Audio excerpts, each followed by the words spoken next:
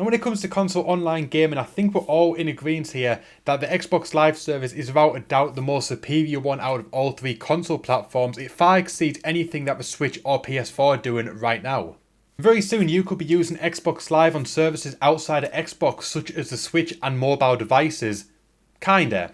Next month we've got the Games Developers Conference and Microsoft is scheduled to be there, and on the schedule a Twitter user noticed something pretty interesting. Now the title of the Microsoft conference there is Xbox Live growing and engaging your gaming community across iOS, Android, Switch, Xbox and PC. Now this might not mean a lot to you at first, but there's been some more details leaked about what this could possibly mean and all the information that's given so far online, and it does seem like Xbox Live services are coming to platforms such as the Switch, Android and iOS.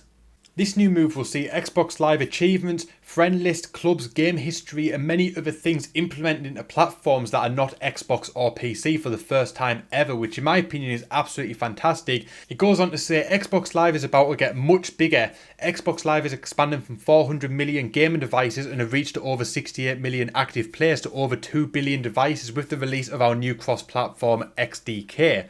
Get a first look at the SDK to enable game developers to connect players between iOS, Android and Switch in addition to Xbox in any game in the Microsoft Store on Windows PC. Xbox Live players are highly engaged and active on the Xbox and PC, but now they can take their game and achievement history, their friends list, their clubs and more with them to almost every screen. This will break down barriers for developers that want their communities to mingle more freely across platforms. Combined with PlayFab gaming services, this means less work for game developers and more time to focus on making games fun. Game services engineers looking to save their time and expand their customer base by letting Microsoft manage game service, handle social communication and multiplayer interactions across billions of screens. Game producers looking to plan a multi-platform strategy that brings their most active engaged players into a community where they can watch, buy, play, pause and continue their game from one device to the next on top of the most reliable social and multiplayer network in the world. Now while this doesn't necessarily mean that you can use Xbox Live to play online on your Nintendo Switch, in some games you can actually already sign into it, such as Minecraft on the Nintendo Switch. You can actually sign into your Xbox Live account and you can sort of cross progress between both platforms.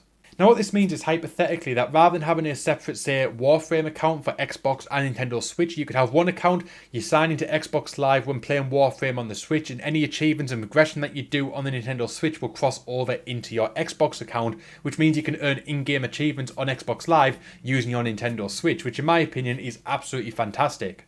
Now obviously one of the biggest cross-platform stories 2018 was when Fortnite went fully cross-platform, allowing Sony users to play with Xbox users for the first time ever, which was absolutely fantastic. And I actually came across a little, I don't know if it's a glitch, whether it was intended or not, but if I play Fortnite Save the World on my PS4 or Xbox One, when I sign into the other account, I actually unlock all the achievements that I gained using one platform on the other, which is absolutely fantastic. So basically I've got one Save the World account and I unlock trophies and achievements on the same account, which is super cool. This is essentially going to be exactly what will happen with this new XDK, the whole cross-platform that Microsoft are promoting, is that say if you're doing stuff on the Switch, it will also transfer over onto Xbox Live. Now notably Sony is absent from this announcement. It does mention Xbox, PC, iOS, Android and the Nintendo Switch, and obviously the PS4 isn't there. So I'm guessing Sony quite aren't ready to live in a world where Microsoft and Sony coexist and mingle together. Whether this could happen over time, who knows, but it is definitely happening for Xbox, PC,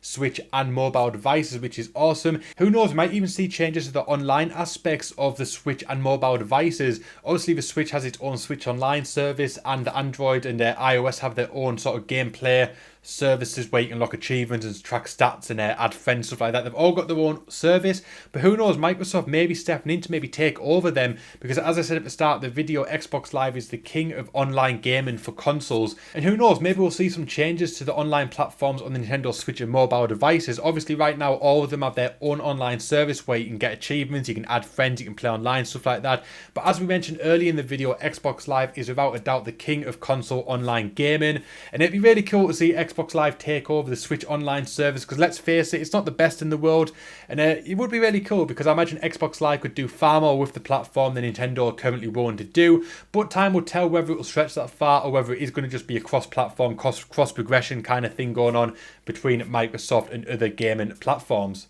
But let me know what you guys think of this news down below in the comment section. Are you excited for it? Are you surprised by it? I'm pretty surprised to see that Microsoft are willing to play ball with all these different companies. I'm not surprised that Sony aren't willing to play ball though. That really doesn't surprise me.